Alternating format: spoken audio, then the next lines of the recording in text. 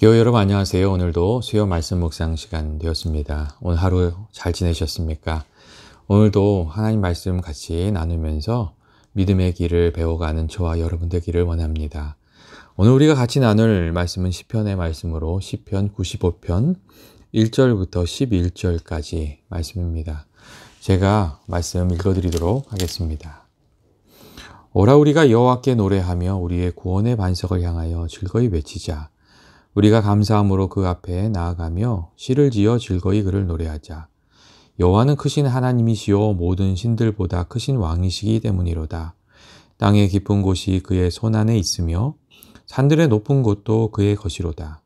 바다도 그의 것이라 그가 만드셨고 육지도 그의 손에 지으셨도다. 오라 우리가 굽혀 경배하며 우리를 지으신 여호와 앞에 무릎을 꿇자. 그는 우리의 하나님이시요 우리가 그의 기르시는 백성이며 그의 손이 돌보시는 양이기 때문이라. 너희가 오늘 그의 음성을 듣거든 너희는 무리바에서와 같이 또 광야의 마사에서 지냈던 날과 같이 너희 마음을 완악하게 하지 말지어다.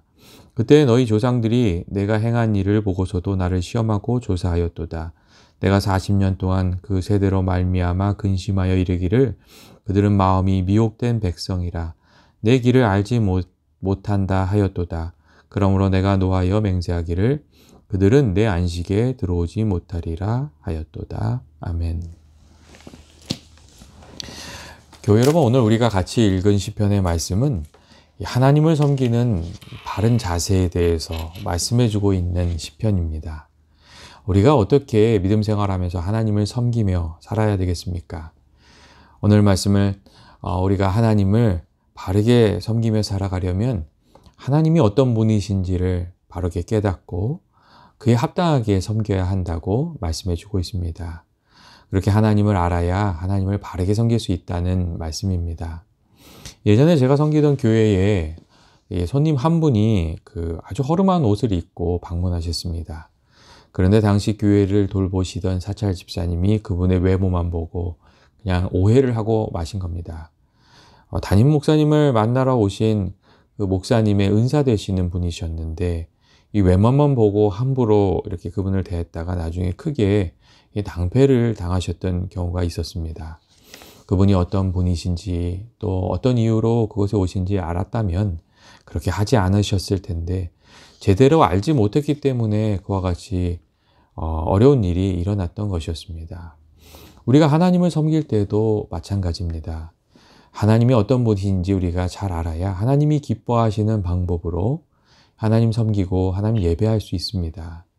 하나님을 알지 못하면 바르게 섬기려고 해도 그렇게 할 수가 없고 자기 생각에 선한 대로 하나님을 섬기게 되는 겁니다.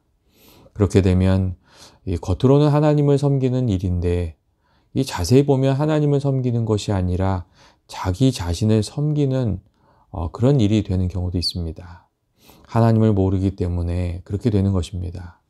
우리가 하나님을 바르게 알고 이 바른 자세로 섬김의 삶을 살아야 우리가 하나님을 만날 수 있고 하나님 주신 은혜를 받을 수 있고 그 결과 우리들의 영이 살고 은혜가 풍성한 삶을 살아갈 수가 있습니다. 그렇다면 하나님은 어떤 분이시며 우리는 어떻게 하나님 섬겨야 하는 것입니까? 오늘 시편의 말씀은 먼저 하나님은 우리의 구원의 반석이 되시는 분이시고 우리는 이처럼 구원의 반석이 되시는 하나님을 감사로 섬겨야 된다고 이렇게 말씀해 주고 있습니다. 하나님께서 우리의 구원의 반석이라는 것이 무슨 의미를 가지고 있습니까? 하나님께서 우리를 위기에서 건지시고 또 환난날에 우리를 도우시는 분이시라는 우리를 향한 사랑을 가지고 계신 분이시라는 그런 의미입니다. 먼저 구원의 반석이라는 표현에서 구원에 해당되는 단어 이슈에누는 예샤으라는 단어에서 온 것으로 본래 어떤 세력이나 어떤 일에 짓눌려서 아무것도 할 수 없는 사람을 이 완전한 자인으로 풀어서 해방시키는 것을 의미하는 그런 단어입니다.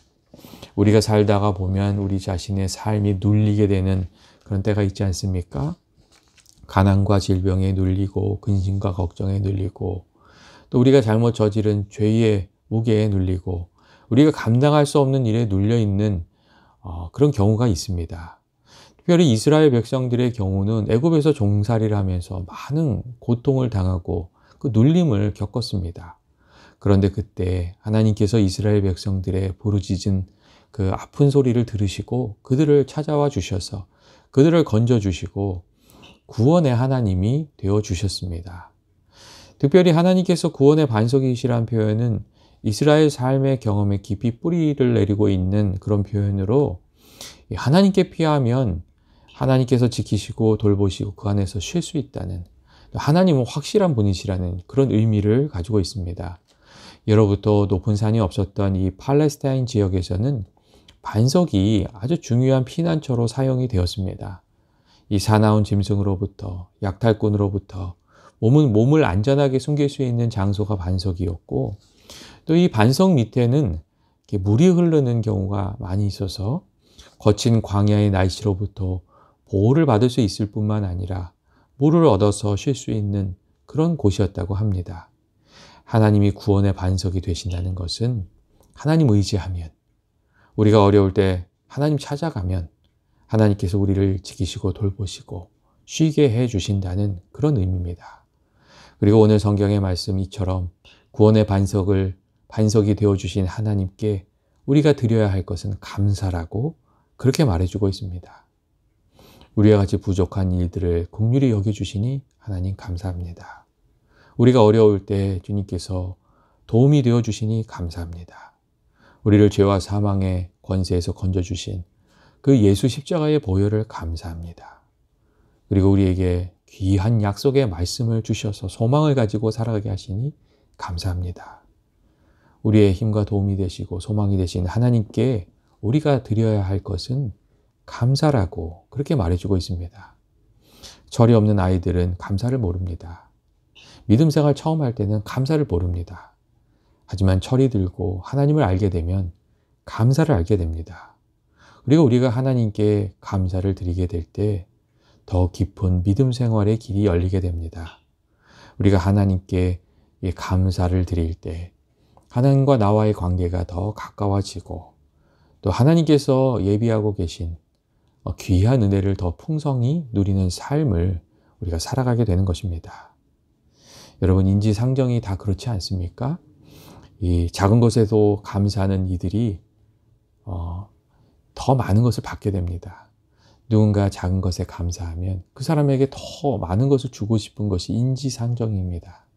하나님께서도 우리들에게 그렇게 하십니다. 우리가 작은 감사를 하나님께 드리면 우리가 드린 감사를 하나님께서 받으시고 하나님께서 더 귀한 감사를 우리에게 허락해 주십니다. 저는 연합의 모든 교우들이 정말 우리들의 도움이 되시는 하나님을 늘 의지하고 감사로 하나님 만나고 늘 가까이 섬기게 되시길 주의 이름으로 축원드립니다. 2절에 3절의 말씀을 보시면 하나님께서 정말 크고 놀라우신 분이시라고 오늘 우리들에게 말씀해 주고 있습니다. 하나님이 크신 하나님이시라는 오늘 성경의 말씀은 무엇을 의미하는 것입니까? 여기서 크시다는 것은 하나님께서 세상의 어떤 것과도 비교할 수 없이 귀하고 높으시고 또 강하시고 찬송과 영광을 받기에 합당하신 분이시라는 그런 의미입니다. 우리의 마음에 가장 중요한 곳에 계셔야 할 분이고 우리 삶의 모든 일의 앞자리에 계셔야 할 분이 하나님이시며 우리가 최선을 다해서 섬겨야 할 분이 하나님이시라는 것입니다. 오늘 시편은 하나님의 크고 존귀하심을 우리에게 말하기 위해서 여러 가지 이야기를 하고 있습니다. 먼저 하나님께서 모든 신들보다 크신 왕이라고 그렇게 말해줍니다. 당대 그 사람들은 자신들이 원하는 이익을 얻기 위해서 여러 가지 신을 섬겼습니다. 그런데 그러한 것들이 다 허무한 것이고 오직 하나님만 의지할 뿐이시고 참 신이시라는 것입니다. 오늘날에도 세상 사람들이 하나님 대신에 하나님처럼 의지하고 섬기는 것들이 많이 있지 않습니까? 어떤 사람은 물질을 하나님처럼 의지하고 섬기면서 살고, 어떤 사람은 권력을, 어떤 사람은 지식을, 어떤 사람들은 가까이 있는 사람들을 하나님처럼 귀하게 여기면서 그런 것들을 의지하면서 살아가고 있습니다. 그런데 이처럼 이 세상에 있는 영원하지 않은 것들을 의지하는 사람들은 언젠가 그것들이 다 허무한 것이라는 것을 알게 됩니다. 사람을 하나님처럼 의지하는 사람은 사람으로부터 배신을 당하게 되어 있고, 재물을 하나님처럼 섬기는 사람들은 재물 때문에 일어나는 문제들을 겪게 되어 있고, 권력을 의지하는 사람들은 이 권력이 정말 무상하다는 것을 깨닫게 되는 것입니다. 오늘 시편의 말씀은 크신 하나님이라는 말로 하나님만이 존귀와 영광을 받기에 합당한 분이시고 하나님만 의지하면서 살아가야 한다고 우리에게 말씀해 주고 있습니다. 세상 만물이 다 하나님의 손에 있다고 말해줍니다. 오늘 말씀을 보면 땅의 깊은 곳이 그의 손 안에 있으며 산들의 높은 곳도 그의 것이로다. 바다도 그의 것이라. 그가 만드셨고 육지도 그의 손이 지으셨도다. 라는 말씀이 있습니다. 여러분, 이것이 무엇입니까? 하나님께서 모든 것의 주인이 되어주시고 창조주가 되신다는 겁니다. 그리고 우리를 만드시고 이 만물을 지으신 하나님만 우리가 온전히 섬겨야 된다는 것입니다. 그러한 그 하나님만 섬겨야 된다는 것을 오늘 말씀 보면 주님만 경배하고 또 하나님께 무릎 꿇지 않은 말로 우리들에게 말씀해 주고 있습니다. 이 하나님께 영광 돌리면서 살아가는 삶, 그것은 하나님께 지음받은 우리들이 하나님께 돌려드려야 될 그 섬김의 방법이고 섬김의 삶입니다. 셋째로 7절과 8절의 말씀을 보시면 하나님께서 우리들의 목자가 되시고 우리들은 하나님의 기르시는 양이라는 것을 우리에게 말해주고 있습니다. 제가 말씀 한번 읽어드리겠습니다. 그는 우리의 하나님이시요 우리는 그가 기르시는 백성이며 그의 손에 돌보시는 양이기 때문이라. 너희가 오늘 그의 음성을 듣거든 너희는 무리바에서와 같이 또 광야의 마사에서 지냈던 날과 같이 너희 마음을 완악하게 하지 말지어다. 오늘 7절과 8절에 이런 말씀이 있습니다. 하나님이 어떤 분이시라고 말씀하고 있습니까? 하나님이 우리의 목자시며 우리가 하나님의 양이라고 말씀해 주고 있습니다. 그리고 이 말은 우리가 하나님과 맺고 있는 관계가 목자와 양이 맺고 있는 그 사랑의 관계라는 것입니다. 하나님께서 우리를 사랑으로 대하시고 우리를 지켜주시며 좋은 길로 인도해 주시는 분이시기 때문에 그 양들이 목자를 따르듯이 우리가 하나님을 믿고 따르며 사랑으로 섬겨야 한다는 그런 말씀입니다. 특별히 오늘 말씀은 우리의 목자 되신 하나님을 섬기는 방법이 다른 것이 아니라 하나님의 음성을 가까이 들으며 그 음성을 따라 사는 것이라고 그렇게 말씀해 주고 있습니다. 하나님의 말씀을 늘 사모하며 그 말씀을 늘 가까이 읽고 또 그 가운데 내게 주시는 음성을 들으며 살아가는 것이 하나님을 잘 섬기는 것이라고 그렇게 말씀해 주고 있습니다. 하나님의 음성이 들릴 때에 마음을 딱딱하게 하지 말라고 그렇게 말씀해 주고 있습니다. 세상의 음성을 들으면서 살아가는 것이 아니라 하나님의 음성을 들으며 사는 것이 주의 백성들이 걸어갈 인생의 길이라고 그렇게 말씀해 주고 있습니다. 예수님도 그렇게 말씀하시지 않으셨습니까? 양은 그 목자의 음성을 듣고 안다고 그 음성을 따른다고 그렇게 말씀해 주셨습니다. 겉으로 그럴듯하게 보여도 만일 하나님의 음성을 멀리하고 하나님의 말씀을 가까이 하지 않고 하나님의 음성에 귀를 기울이지 않고 세상의 목소리에 따라서 살아가는 사람이라면 하나님의 백성으로 살아가는 사람이 아니라고 말씀드릴 수 있습니다. 우리가 믿음 생활을 하다 보면 하나님과 우리가 맺는 관계가 참 중요합니다. 아버지와 그 아들의 관계처럼 목자와 양의 관계처럼 우리가 하나님과 맺는 그 관계가 참 중요합니다. 이 다윗의 삶을 보면 그 말과 행동을 통해서 나타내는 그 하나님과 맺은 관계가 참 아름답고 감동적입니다. 그가 하나님을 얼마나 신뢰했는지 또 하나님을 얼마나 중히 여겼는지 그의 말과 행동에 이렇게 그냥 다 나타납니다. 골리앗과 대적해서 싸울 때 하는 다윗의 말을 통해서 그리고 정말 위기에 처했을 때 하나님께 드리는 그 제사 드리는 예배 드리는 그 다윗의 모습을 통해서 그리고 하나님께서 기름 부으셨기 때문에 자기 원수 그 사울을 끝까지 손대지 않는 그 다윗의 모습을 통해서 그리고 그 자신의 범죄를 지적받았을 때 철저히 회개하면서 하나님의 은혜를 그 간구하는 모습을 통해서 드러나는 그 하나님과의 관계가 너무나 감동적이고 또 너무나도 아름답습니다. 교회 여러분, 우리들의 삶 속에 있는 그 하나님과의 관계는 어떻습니까? 우리들의 말과 행동을 통해서 우리들이 하나님을 향한 마음과 그 생각이 어떻게 드러나고 있습니까? 그게 참 중요합니다. 예전에 결혼 후 아이가 생기지 않아서 고민하던 한 집사님이 계셨습니다.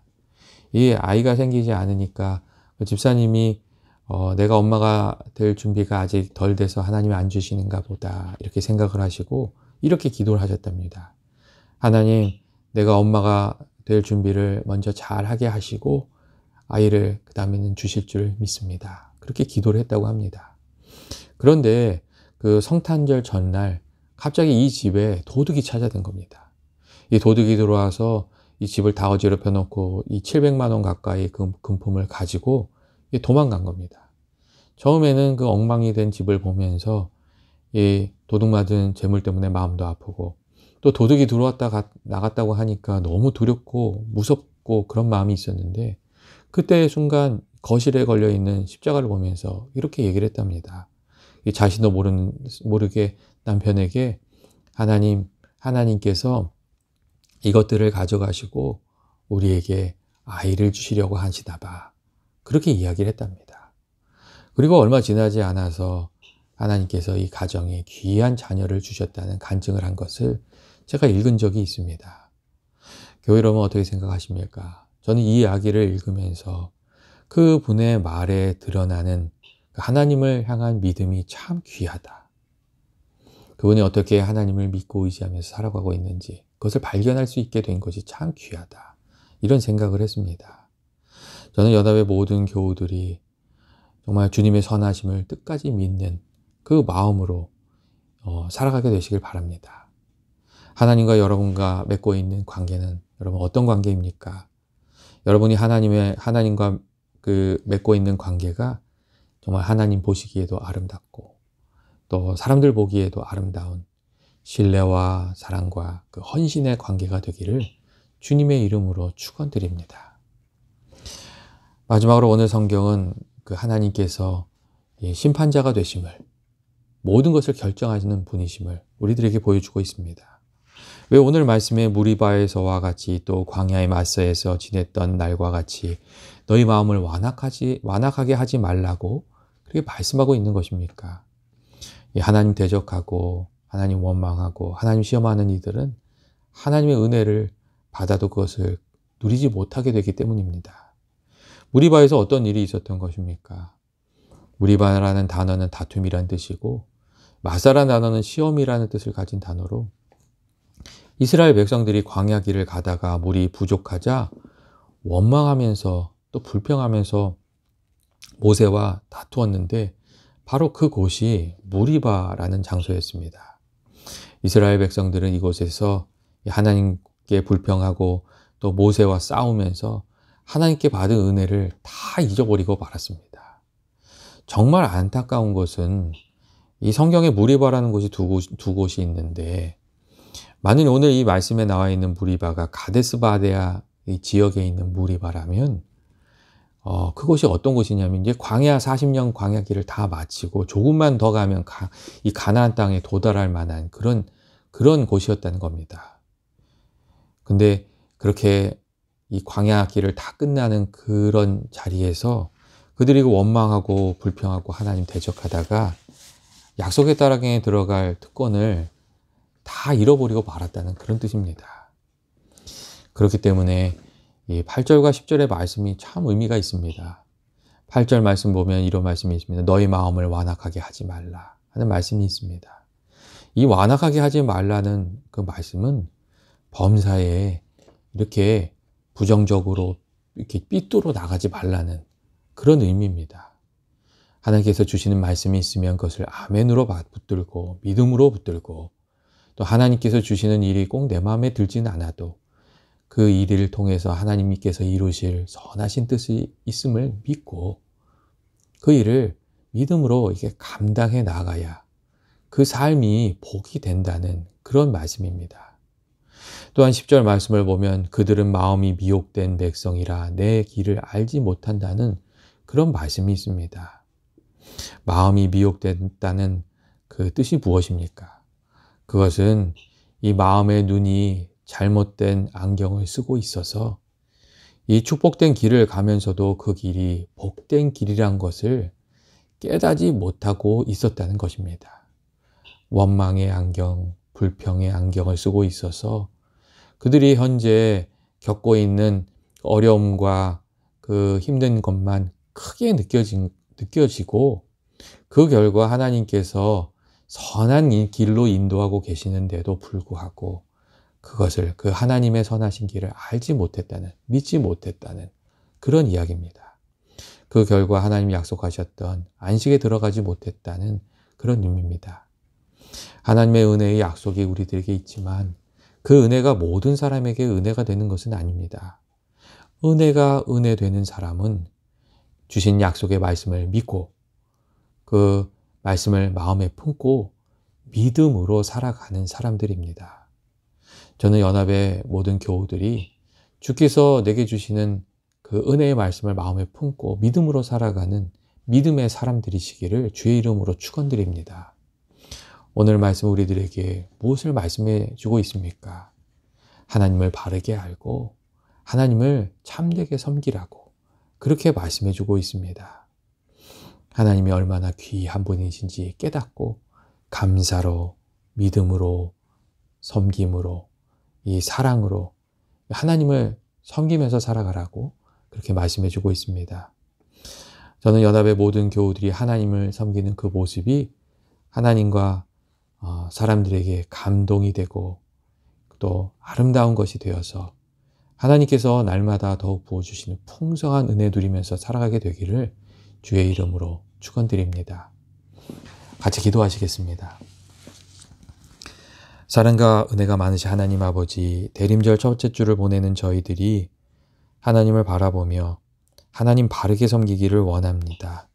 우리들 마음 가운데 성령으로 찾아와 주셔서 날마다 하나님을 우리들이 더 깊이 알아가게 하시고 감사와 찬송으로 사랑으로 믿음으로 끝까지 하나님 섬기며 살아가게 하여 주시옵소서. 예수님의 이름으로 기도합니다. 아멘. 교회 여러분, 오늘도 수고 많으셨습니다. 우리가 조금 더 인내하며 이 어려운 시기들을 잘 싸워나가야 할 것 같습니다. 하지만 교회 여러분, 우리가 반드시 알아야 될 것은 고난에는 끝이 있다는 것입니다. 어려움이 우리들 가운데 많이 있지만 이 고난은 하나님께서 끝이 나게 하실 것입니다. 이 믿음을 가지고 날마다 살아가시고 또 오늘 하루 하나님께서 은혜 주셔서 쉼을 주시고 회복을 주시고 새 힘 주셔서 내일 하루도 복되게 살아가게 되시기를 주의 이름으로 축원드립니다. 다음 주에 다시 또 만나도록 하겠습니다.